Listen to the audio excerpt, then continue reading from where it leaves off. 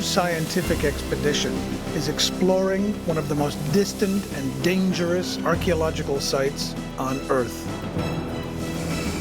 The site is 2.5 miles below the surface of the ocean.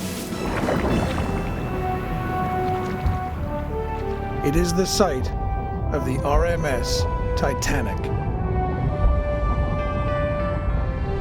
Newly invented research tools will let us see Titanic like never before.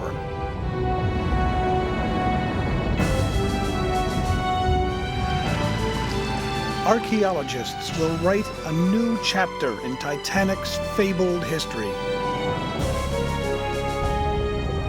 And they will attempt the impossible, to raise a piece of Titanic's massive hull.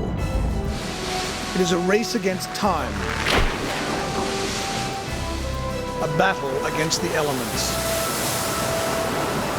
a dangerous expedition that pits man against nature.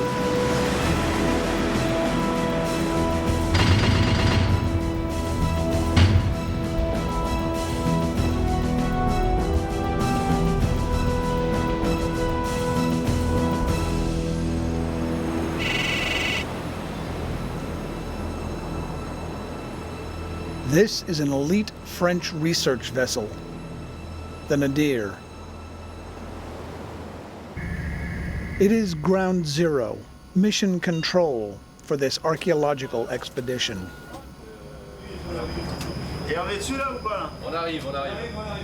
Captain Michel Umar positions the Nadir directly over the site. 12,000 feet below rests the greatest sunken ship of all time, RMS Titanic. In the control room, software engineer Alexei Push reviews the archaeological site. This software can represent a virtual view of what's going on the bottom.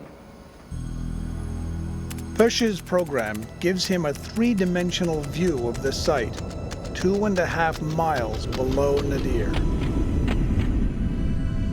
When the Titanic sank, she violently and mysteriously snapped in half.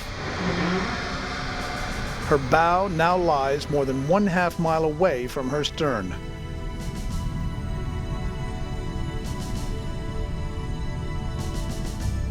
Near the stern lies a large piece broken from Titanic's hull, which is the focus of the expedition. The mission today, the mission of the morning, is to go to the piece, and the piece, a big piece of metal is here, this piece. This is the Notorious, a one-of-a-kind submersible that's capable of diving to the Titanic's sunken depths. Her robotic arms are nimble, and they will be used to tie the hull piece to hoisting lines.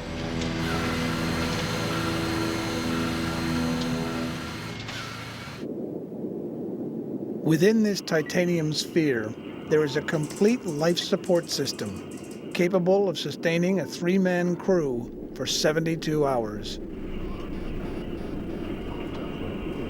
Notorious is a unique mix of space age and Stone Age technology. To get to the bottom, pilots rely on old-fashioned weight. More than 1,000 pounds of lead shot are loaded on board.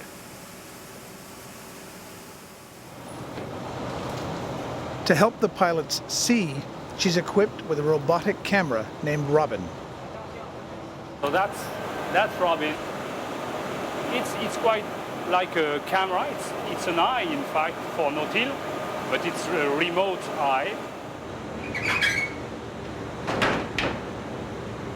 For example, when you want to go in a wreck and you know it's too dangerous for Nautil to go inside, you can use Robin.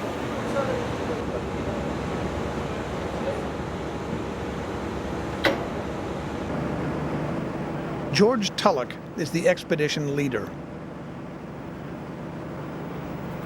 Tulloch's company, RMS Titanic, is responsible for conserving the historic ocean liner, which is rapidly decaying. By preserving a piece of her hull, he hopes to keep the memory of Titanic alive. We need a guardian for this wreck. We need somebody to protect this maritime heritage, and we need someone to care about the archaeology. It's a piece of our history, and it's just special in every direction.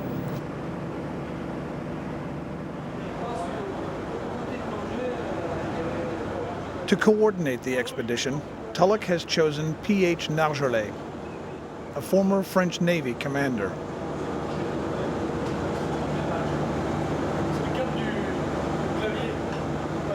His mission today? Gauge the size of the piece. Knowing size and weight is critical for raising the artifact.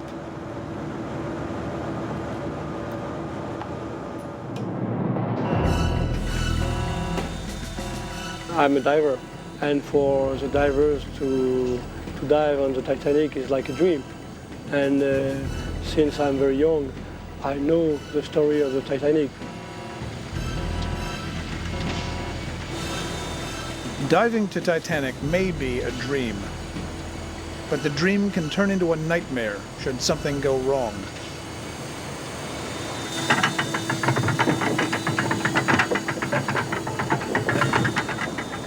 The pressure at 2.5 miles deep is bone-crushing. 10,000 pounds every square inch. And all that will protect Nargeolet is Nautil's 4-inch thick titanium shell.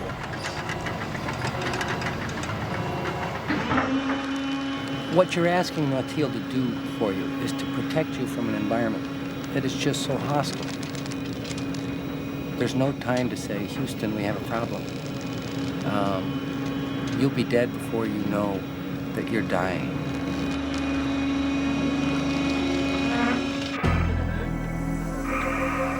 If pressure breaches, it's a nanosecond, and it's an implosion, and you're in the center of it.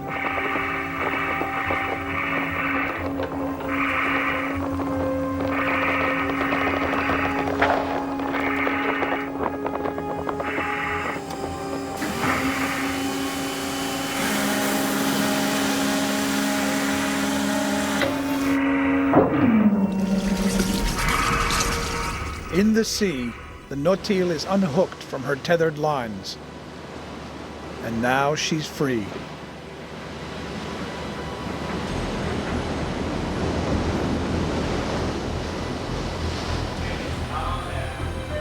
In the control room, the software tracks Nautil in real time. But if she gets into trouble, there's little that can be done from here.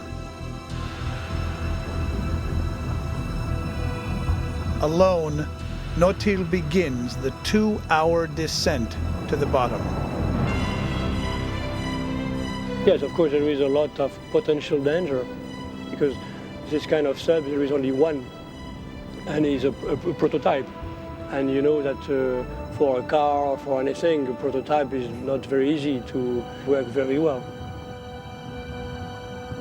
In several minutes, the sunlight disappears from the ocean.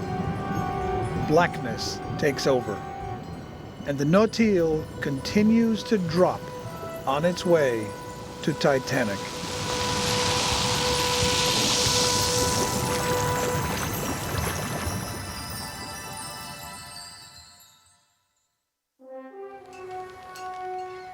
At the turn of the century, Titanic was the largest moving object ever built. Her propellers were larger than a house.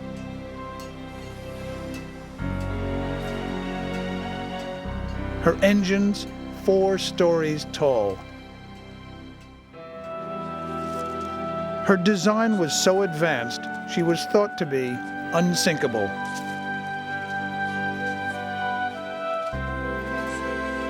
Titanic was the most luxurious liner the world had ever seen.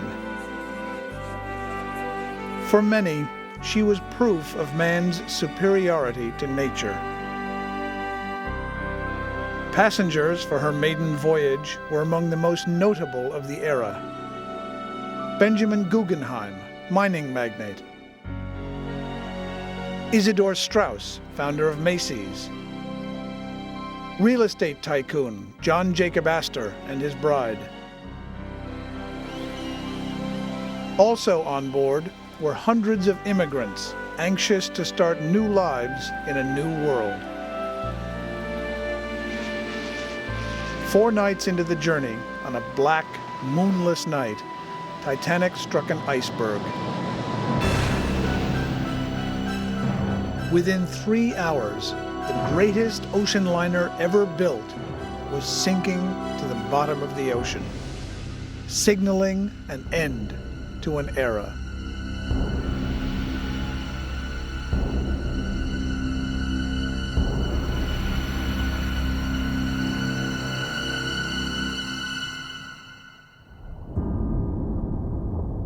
The ocean bottom is like another planet, enveloped in darkness.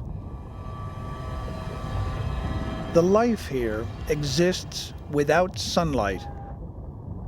To biologists, it's a wonder, a mystery.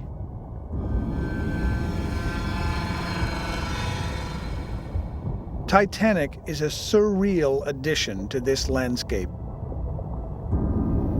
When she came to rest here, she plowed into the mud, burying her hull. This anchor should be nearly 50 feet off the ground.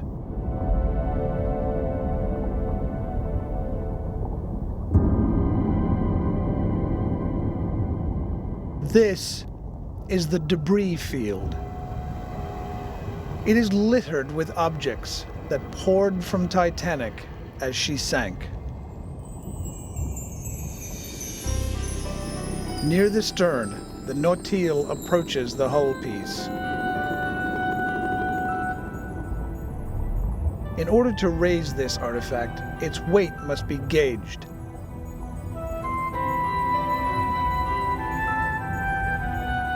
The first step is to accurately measure the piece.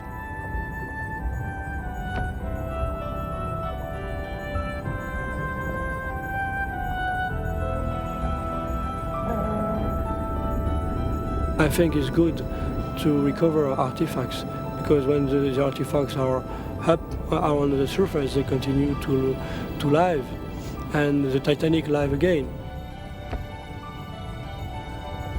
By retrieving this artifact, at least one section of this great ship will be preserved for future generations. Where did this piece come from? Who might have looked out from these portholes?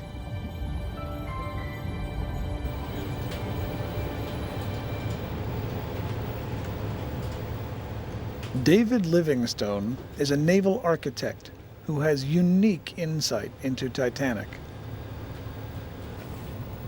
He works for the shipyard, Harland and Wolff, that built the great ocean liner. Livingstone is attempting to gauge the artifact's weight.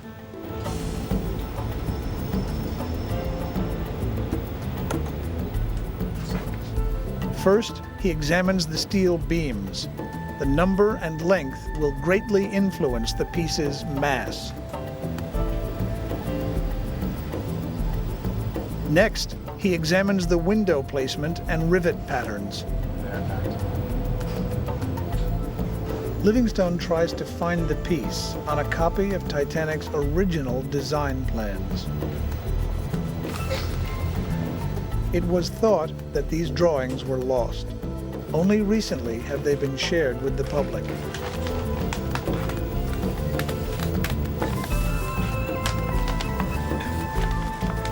His first calculations put the piece at 8 tons. But then he makes a discovery. On the piece, there are several areas called doublers, where the steel overlaps. The doublers increase the weight to about 17 tons. Later that night, Livingstone pins down the location of the piece. He shares the news with historians Charles Haas and Jack Eaton. And here we are in here. There's nine windows. Right. All match up. But there are other clues, because you see these doublers. We have 1, 2, 3, 4 doublers on the inside, and there's only one position on the ship where there is a shell doubler, and it coincides with a channel frame. A beam. Right. So we think I'm fairly certain that's it. The hull piece is from the starboard side of... Well, it's between frame 30 and frame 37. Jack, can you go to the deck plans? This is the reciprocating engine housing. Let's use that as a line. Haas and Eaton try to determine which rooms it came from. Want to take us through it? The cabins that are associated with that area are C-79 and C-81. Okay. Do we know who was in those? Well, we can find out. Let's see if we have that on our list. That's C-79 and C-81.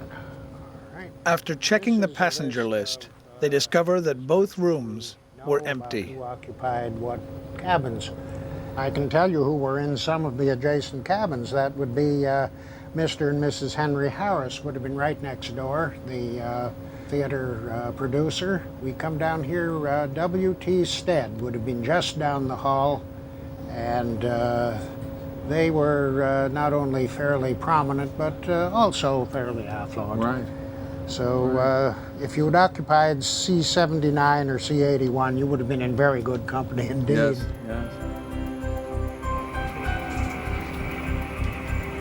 The crew of Nadir has a unique plan for lifting the hull piece to the surface.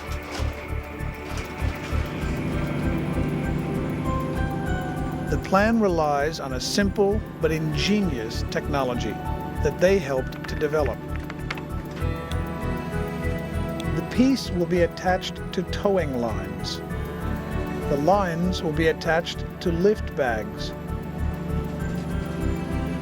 The lift bags will rise through the water, carrying the hull piece to the surface.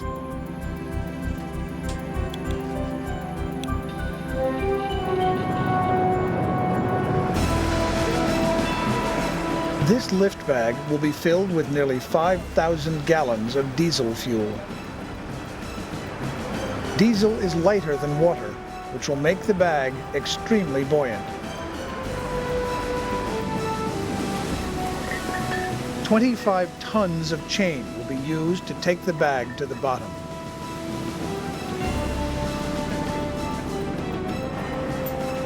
The chains will be connected to this cylinder, called a transponder. When the transponder receives an acoustic signal, it will release this red clasp, dropping the weight and freeing the bags.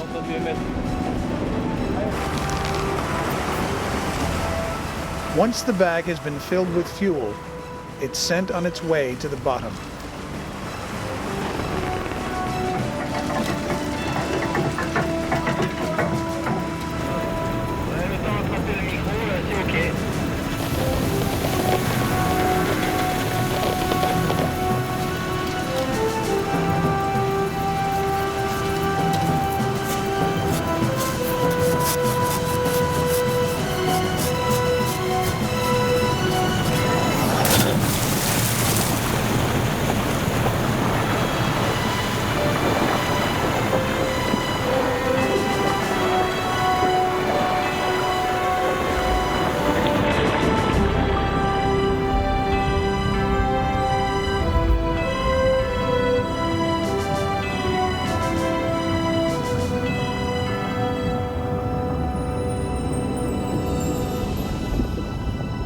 On the bottom, in total darkness, the lift bags arrive one at a time.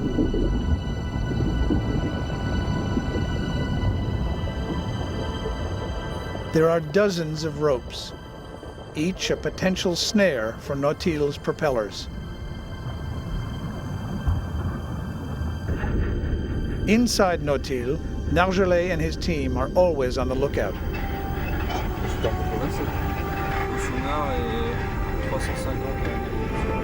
Their view is greatly limited by a tiny 6-inch window.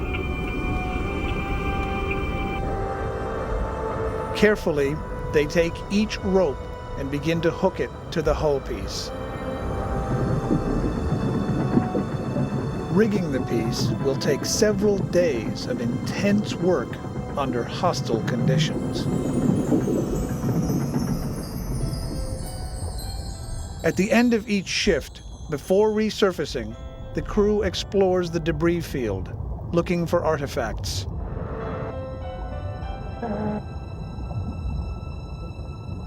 Today, Nargeolet makes an amazing find. Among cups and saucers, he discovers a very personal item. It's a suitcase that was packed for Titanic's maiden voyage. What part of Titanic's story will this case tell?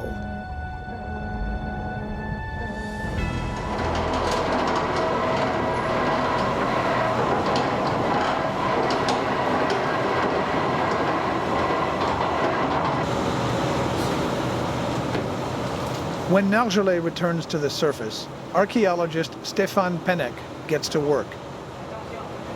We did start working on the artifact from the wreck of the Titanic in '87.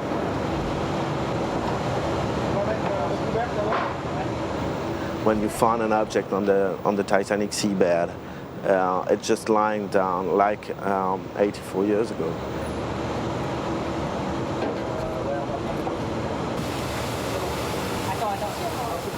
There's nothing changed on it. And that's very impressive, and that's very unusual in comparison of all the archeological site I did work on. Conservation begins like detective work.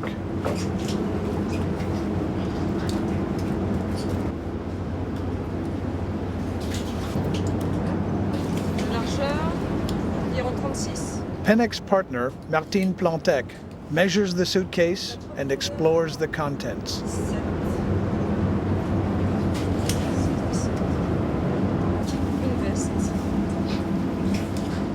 The suitcase is apparently, and for sure, suitcase from a man.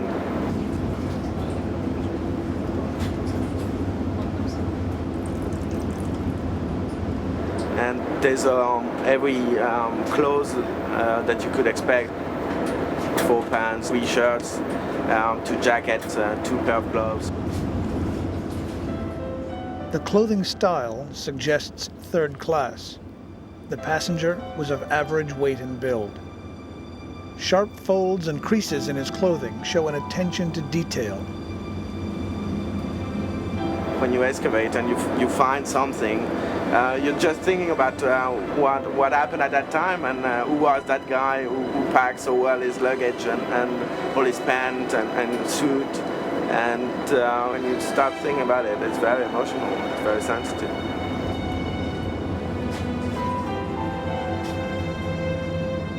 And for me and for most of the people, that's maybe the most important thing by recovery all the artifacts. When the initial investigation is over, the bag is repacked for further restoration in Pennek's lab in France.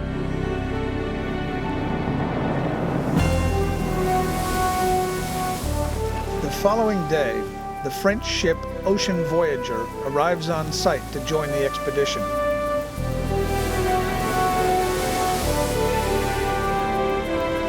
She's carrying precious cargo. 4 state-of-the-art light towers, which will be deployed on the bow of Titanic. The towers were designed by cinematographers Christian Petron and Alex Lindsay.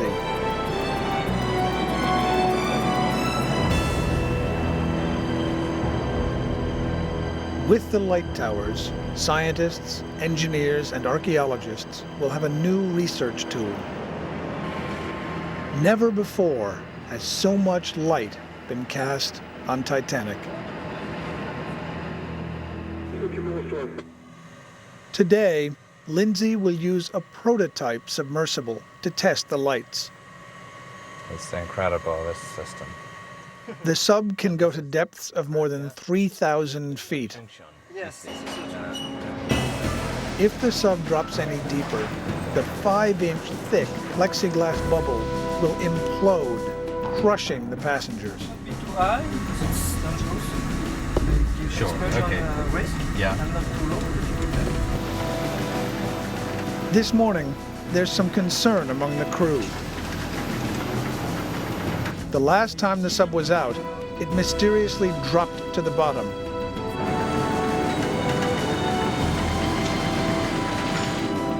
Luckily, the water was shallow. Today, the bottom is more than 2 miles straight down.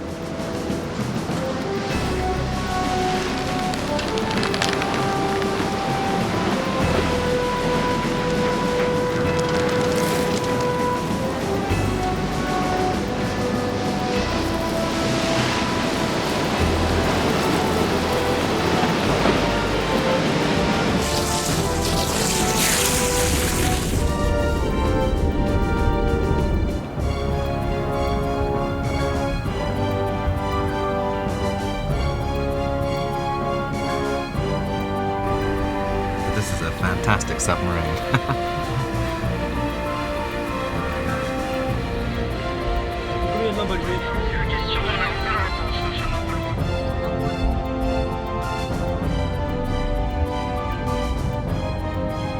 A few moments ago, one of the lights was lowered into the water.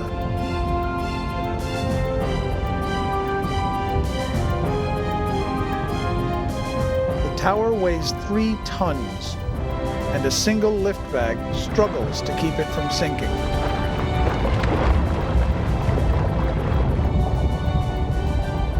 Lindsay takes a moment to survey the tower.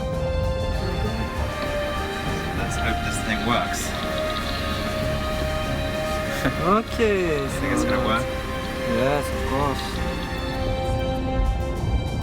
Satisfied, they trigger the acoustic signal to switch on the lights. Let's try the sonar. There's a sonar coming on.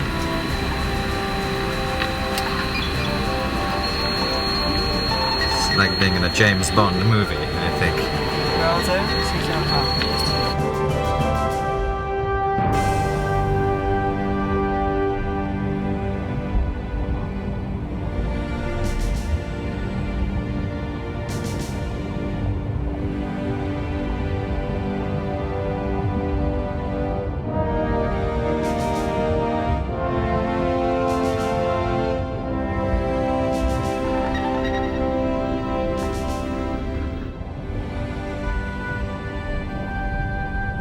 For the next several moments, the lights warm up and Lindsay does an inspection. He's concerned about potential battery leakage that would lead to light failure. I can't see any leaks of oil. That system seems to have worked out okay.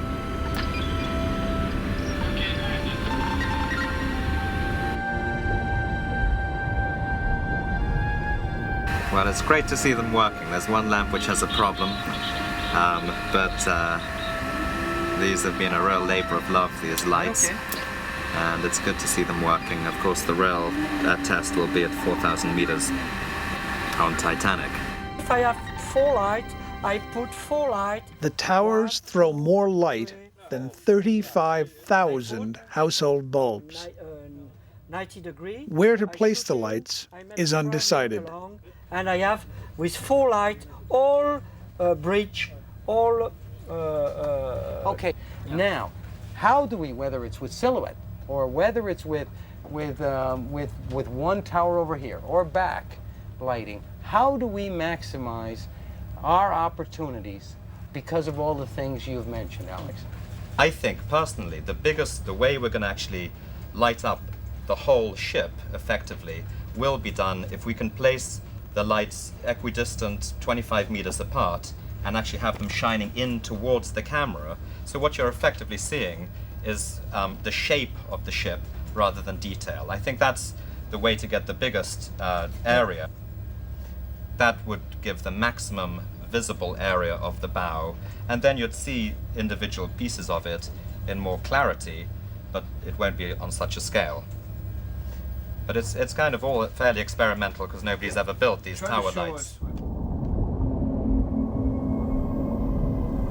At the Titanic site, the conditions can be very hostile.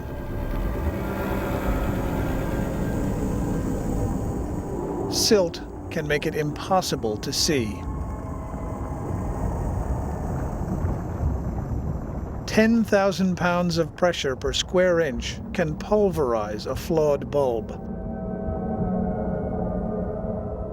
Freezing temperatures can wear on battery life. And the currents can blow a 3-ton light like a kite.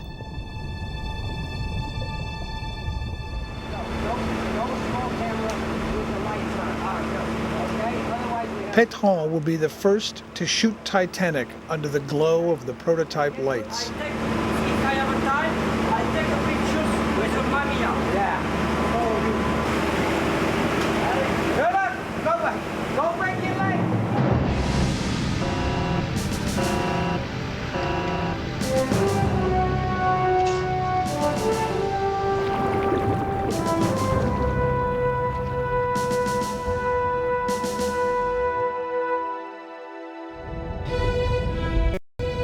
At the site, Pétron begins to prepare for his portrait of Titanic.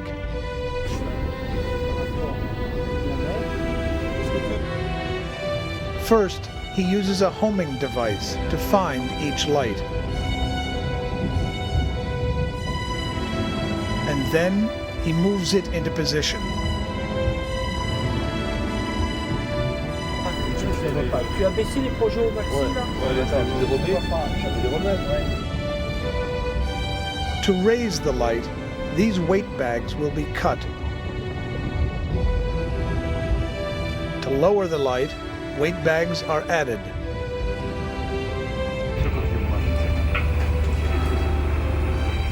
From the bridge, Perche monitors Pétron's progress.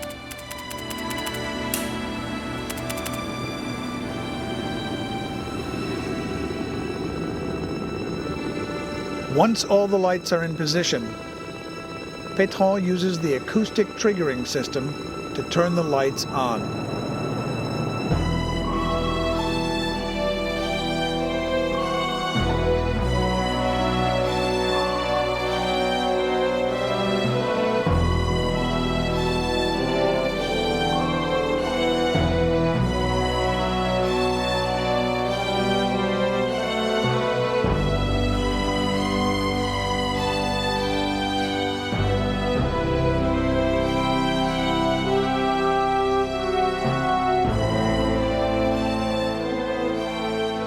People have seen little bits of the ship, and they've never seen a really big chunk of it.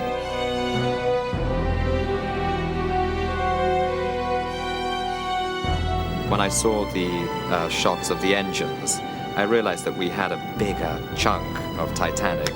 Those two lights streaking down. It looked, you know, something out of, you know, an Aliens movie or something like that. And it's just tremendously exciting. Here is the real stuff.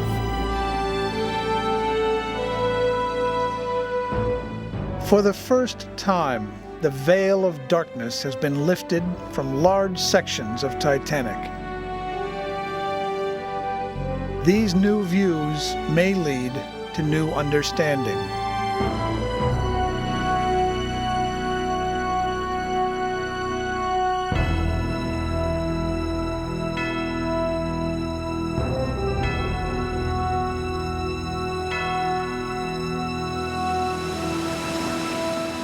The lights have proven to be a great success, and now all attention returns to the hull piece.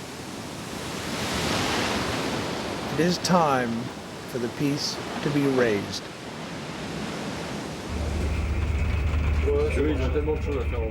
The following morning, Nargeolet is diving.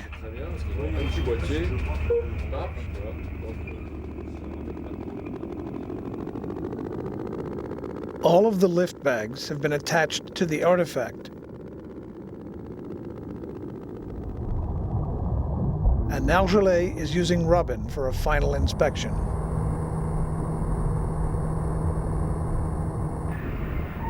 As the team works, they make an alarming discovery.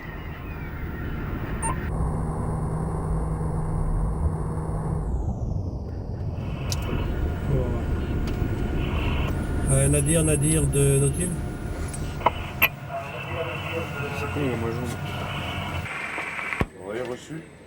It's bad news.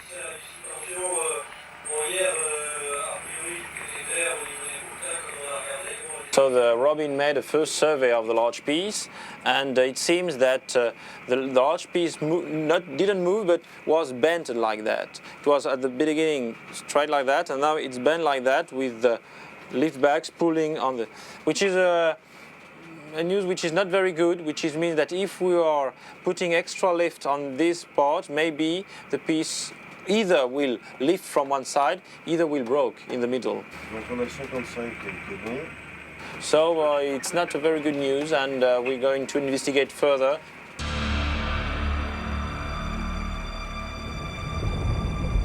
As Nargeolet explores the rigging, things move from bad to worse. The largest lift bag is missing. We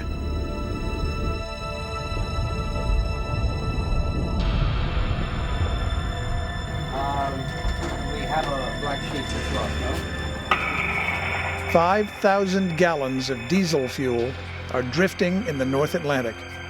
The bag has to be found. Yes, John, I think it's a good idea to go enter the big bag. Of course, it will be very difficult. Over. Yeah, my gut tells me that's what the captain wants to do, and he thinks he can find it. So you've got no Robin, so why don't we bring up Nautil, over? To search for the bag, the crew has to rely entirely on visual sighting.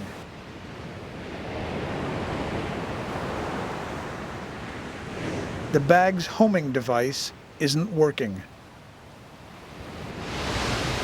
And even a large lift bag can disappear in the vast sea.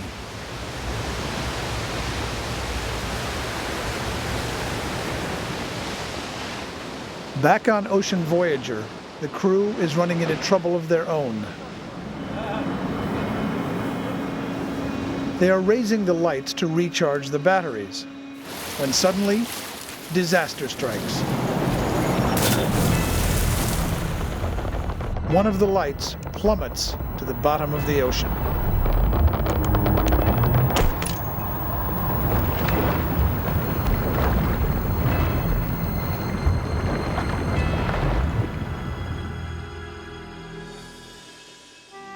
The expedition has run into terrible luck.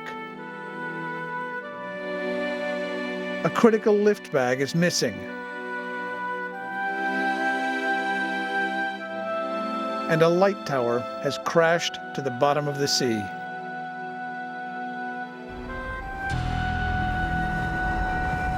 The following day, an audience has assembled in the North Atlantic.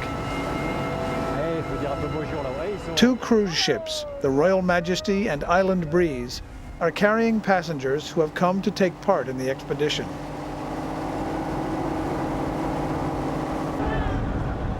They are here to witness history, to watch a piece of Titanic be raised. Edith Hazeman is also here,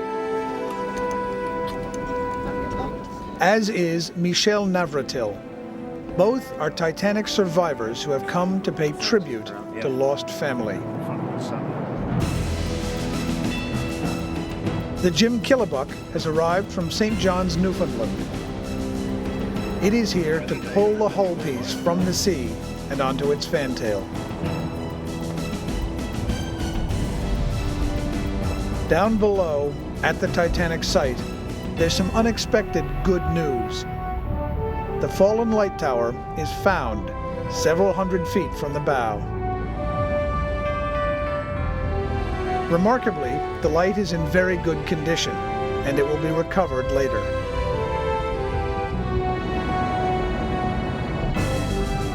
Next, the Nautil moves to the hull piece. Several lift bags are added to make up for the lost bag.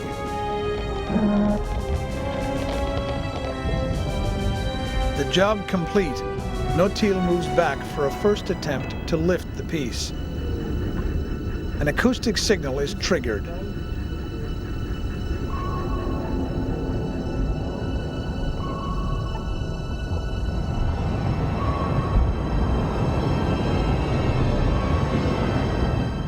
When the water clears, the artifact has been dislodged from the ocean floor.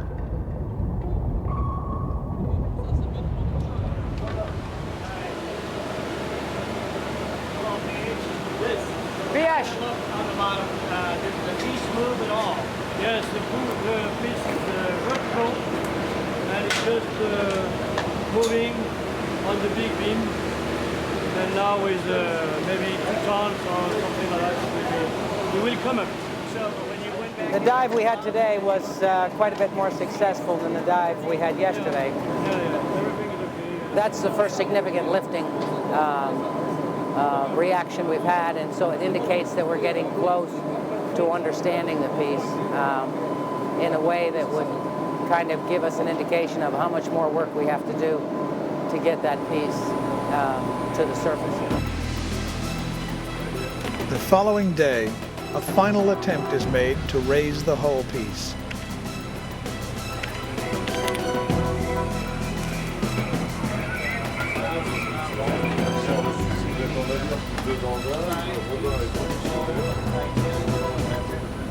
With the Nautil a safe distance from the piece, a signal is sent from Nadir to trigger the additional bags. I wish we had that three-ton lift bag. But we put a lot more in than we took out, so we've given it everything we've got. In the control room, Tulloch watches and waits to see if the piece will rise. We're making the final decision. She is jumping. Is this right? Is this right? Look at it, look at it, look at it. Come on, get in here, Jim. Tulloch's celebration is short-lived. Why is it on the bottom? I think it's staying stable. She doesn't seem to be moving. She seemed to, for a second, go up to 3682, but she's back down to 3701 meters. There's 2 triggers that haven't triggered off. A piece of history, it appears, will remain forever on the bottom of the ocean.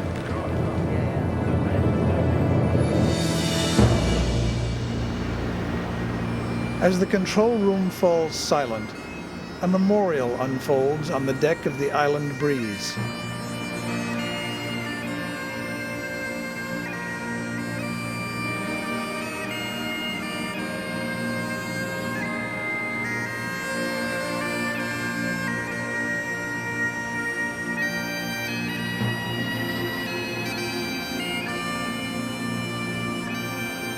"84 years later, memories are unlocked. Survivors pause to reflect on a moment that forever changed their lives.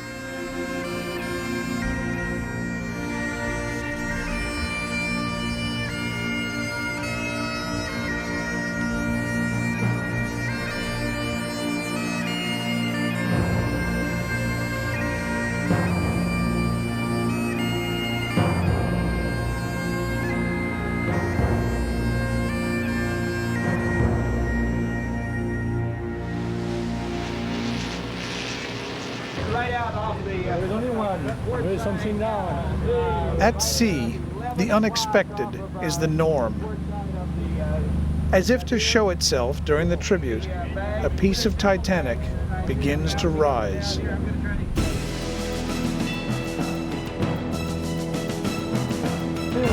There's something down.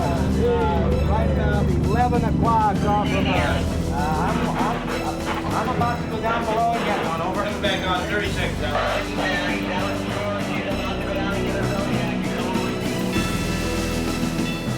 The kilobuck races into action.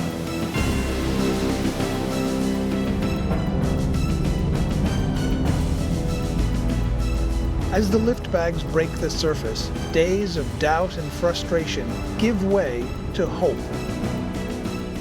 If I saw the big piece on the deck of the Jim Kilobuck, probably I will fall down and I kiss the deck of the ship, you know. Well done. This is the easy bit. Yeah, we'll see what's down there. So far, everybody wants to see where the medal is. We haven't seen anything lying yet. This is an historic moment. A piece of Titanic has risen from the ocean floor.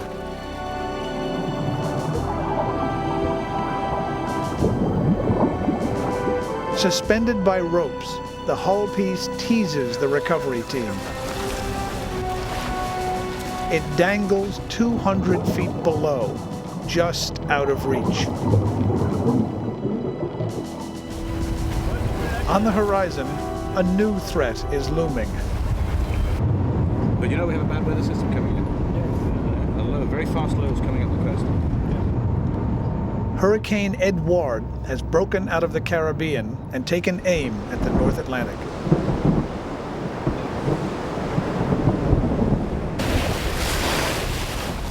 Violent seas now twist and pull at the lift bags. Okay, let's get it onto our, is that the main line?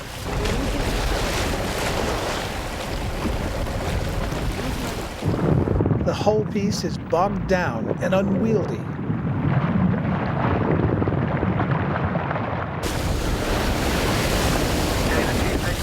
All hands work to hold on to the Titanic. Double line, not one line. It's not enough, one line. A shared part of history hangs in the balance.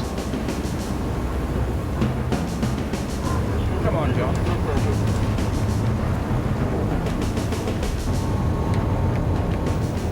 I don't know. We all wish that Super Bowls were good games, and this is kind of like you know, the game should be a good game in the fourth quarter and the second half, the last 2 minutes. We don't know what's going to happen in the next 24 hours. The underside of the rope is already starting to melt. The underside of the rope is starting to melt.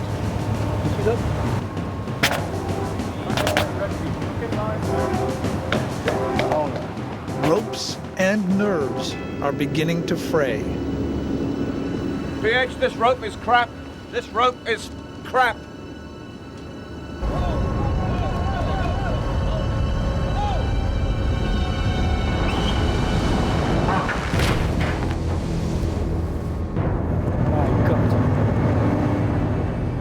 Get on One the is bridge. broken, no, it's okay. Get on the Everything is bridge. Get on the bridge. Ropes snap one by one. The piece is seriously close to dropping to the bottom.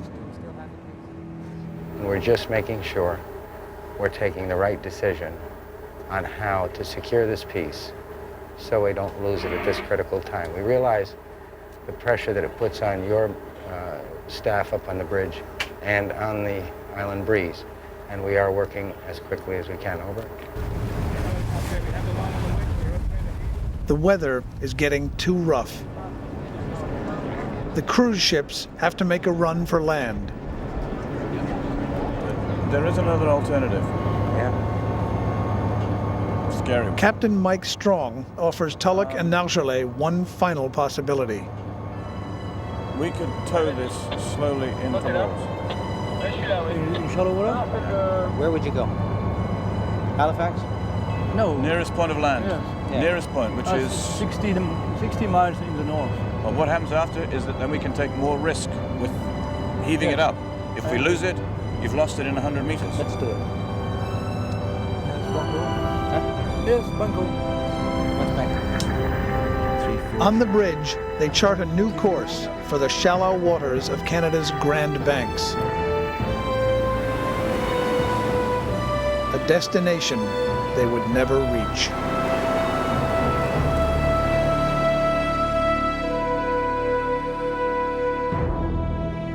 Late that night, as the ship ferries north, the sea reclaims a piece of Titanic. Again, she rests on the bottom, 10 miles from the spot where she was first retrieved.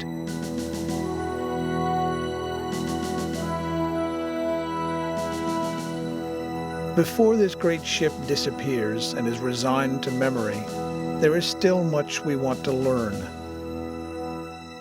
The investigation has just begun.